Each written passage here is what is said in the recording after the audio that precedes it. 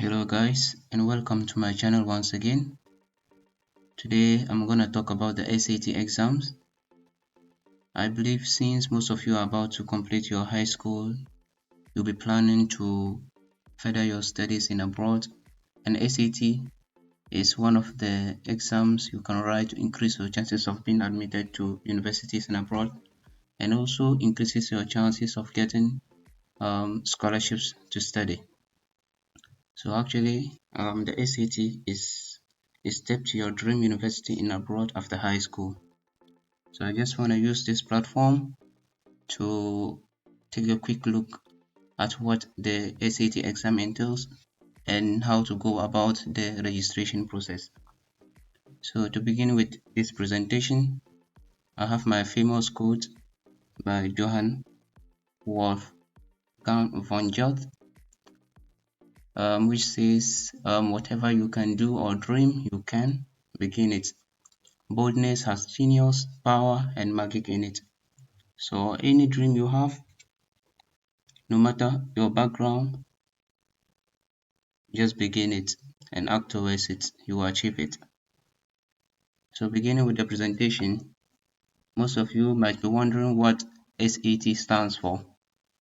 So actually SAT stands for Scholastic Assessment Test, which was earlier on called Scholastic Aptitude Test. So it's a standardized test administered by the College Board and is required to be taken by students seeking admission to undergraduate schools in the US, Canada, UK, Australia, and many other countries. So actually, this SAT exam has been developed to evaluate the written, verbal, and mathematical skills of candidates, usually who are at the verge of completing their senior high school. And this SAT exam is a paper-based test and is written with pencil. So why do you take this SAT exam? This SAT exam is taken by students who want to enroll in college programs in the US and the many other countries. Admission to undergraduate programs at the majority of US schools requires the SAT. And in addition, a lot of scholarships now demand the SAT score for you to qualify for the scholarships. So writing this SAT increases your chances of getting a scholarship and also being admitted into your preferred university. So what skills does the ACT exam test? And the ACT exam analyzes the mathematical, critical reading, and writing skills of the candidates. And according to the College Board, they test the skills which students have learned in their schools. So most of the things that are asked in this exam is things that you already have basic knowledge about when you were in high school. So it's not anything difficult. So they test the skills which are required for the candidate to succeed in college. So if you're able to sail through this SAT exam, it shows that you'll be able to pass through your college without any difficulty. And so let's look at the syllabus of the SAT exams, what it entails. So it has three main sections. It has the math aspect, the evidence-based reading and writing aspect. And also there's an optional 15-minute essay, which is part of the exam. So basically, the time required for you to complete this exam is 3 hours or 180 minutes. But if you are including the 15-minute essay, then probably you might spend 3 hours and 50 minutes to complete the full exam. So it has the math aspect, the evidence-based reading, and also the writing aspect. So looking at the writing and language section, this section tests your grammar and usage, which includes command of evidence, words in context, analysis in history, social studies, in science, expression of ideas, standard English conversation. So basically it tests your language ability and your ability to write proper English. So looking at this SAT writing section, It contains the essay, which is 25 minutes, and multiple choice sections, which is 25 minutes and or 10 minutes, and the optional essay, which is 50 minutes. So in total, for the writing section, we have 44 questions to answer. So coming to the critical or evidence-based reading section, it tests reading and vocabulary in context, which includes the command of evidence, words in context, analysis in history or social studies, and in science.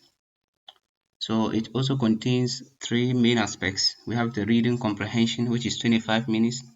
We have the sentence completion, which is 25 minutes, and we have paragraph length critical reading, which also takes 20 minutes. So in total, we have 52 questions in the critical or evidence-based reading section. So in the math section of this exam, it also contains three main topics. Under mathematics, we have the algebra and function, which takes 25 minutes. We have the geometry statistics, which takes 20 minutes. And we have probability and data analysis, which takes 20 minutes. And in total, this section has 58 questions. And most of the math questions will be multiple choice questions, but some called grid in ask you to come up with the answer rather than select the answer. So some of these math questions will demand you to calculate and write the answer instead of just choosing the answer as a multiple choice. So basically, these are the sections the exam entails. We have the math and we have the evidence-based reading and writing section. Yeah. So this is the exam pattern. This picture illustrates the exam pattern based on each of the sections. So we have the evidence-based reading and writing and the scores of it. I will interpret the scores later in this presentation. So this is just an illustration of the structure of the exam. So how is the SAT scored? So when you write it, how is it scored? So your SAT score, which ranges from 400 to 1600, is the sum of your two section scores. So the evidence-based reading and writing and mathematics. So it is scored from 400 to 1600. And each section uses a scale of 200 to 800 in 10-point increment. So a good score on math or evidence-based reading and writing then will be around 600. So the highest score you can get in evidence-based reading and writing is 800, and mathematics too is 800. So adding these two is sum up to 1600, which is a perfect score. So what score is regarded as a good score by colleges? So a strong SAT score can raise your chances of getting into a particular college. And while there's no standard for a good SAT score, it is best to aim for at least 1200. So most of the schools, especially in the US, they target students to be getting around 1200 or above. And with that score, you have a very high chance of getting admitted and also qualifying for a scholarship. So generally, an SAT score above the 50th percentile or median can be considered a decent score, and since this means you've performed better than the majority of test takers. But to increase your chances of getting high scholarship, aim that your score is within the 75th percentile, which is around 1300 or higher. So this is what is regarded as a good score, and it will increase your chance of getting most scholarships. Yeah. So does this SAT score have a validity period? Basically, it has no validity period. It is valid forever. But most colleges wouldn't consider it if it is more than 5 years, because the college board states that the official SAT score sent to colleges after 5 years or more will include a message that the test score will be a less valid predictor of the academic performance of the candidate. But basically, it is valid forever. So how do you go about registering for this exam if you are interested to write this exam? So it has two ways. We have the online method and we have the email method. But in this presentation, I'm just going to concentrate on the online method because that is the most preferred method and that is what is usually used these days. So first of all, you have to go to the College Board official website, which I've placed here, and I'm going to also attach it in the description in this video for you to just follow it and create an account if you're interested. So you have to first of all go to the College Board official website and create an account. So you submit all the required details in the account creation. You then log in later. You choose which exam you want to give along with your nearest test center. You upload your clear photograph and also pay the application fee. So I'll talk about the application fee later in this presentation. And if you're interested in knowing the steps involved in the registration, you comment in the video below for me to be able to create a video that shows how you can register for this exam. Yeah. So we have the ACT exam ticket. So after registering for this exam, there's a ticket that will be sent to you through your mail. So you have to download this ticket. When you are going for the exam, you have to go with this exam for them to allow you to enter. Without this admission ticket, you wouldn't be able to allow to enter into the exam hall. Yeah. So it is very important to download the admission ticket after making your payment for this exam. So the ACT results. So after writing ACT, how long does it take for you to receive your results? So basically it takes about 2 to 3 weeks, most often 3 weeks for you to receive your results, and you can access it through your college board website. And I'm going to give you the steps here on how to access your results after taking the exams. So these are the steps involved in accessing your results after taking the exams. So you first of all log into your college board account, click on my organizer, and on your left side menu you will see the option SAT score. You select it. Next you click on access my scores. You will be asked to enter your username and password. You scroll down until you see the option of my test score. So when you click on this, it will display your test score. So sending your scores to colleges.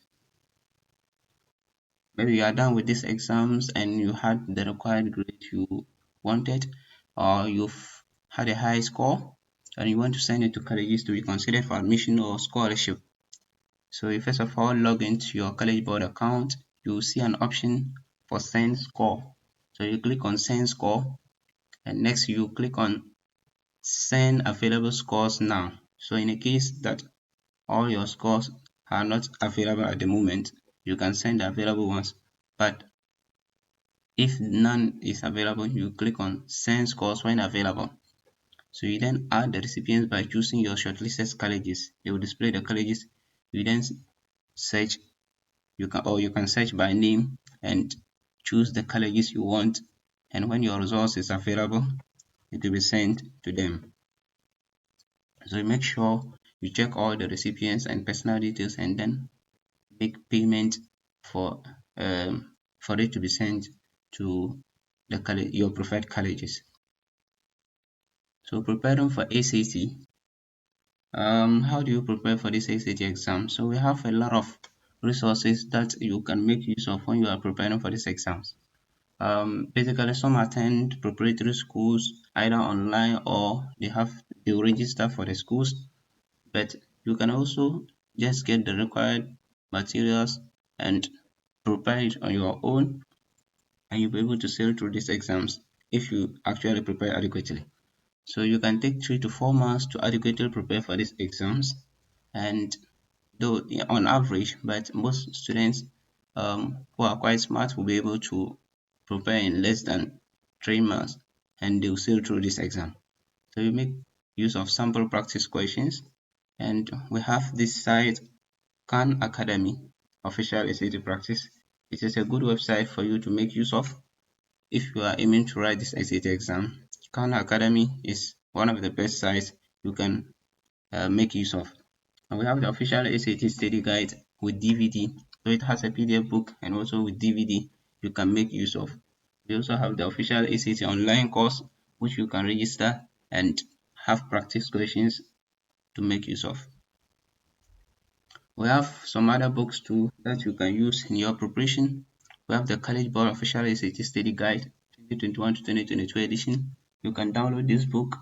And also we have Kaplan SAT Prep Plus 2021. We also have the Princeton Reviews Cracking the SAT 2020 edition. We have the McGraw-Hill Education SAT Elite 2022. We have the Barron's SAT 29th edition. So you can make use of all these books. They are good resources to help you prepare adequately for this exam.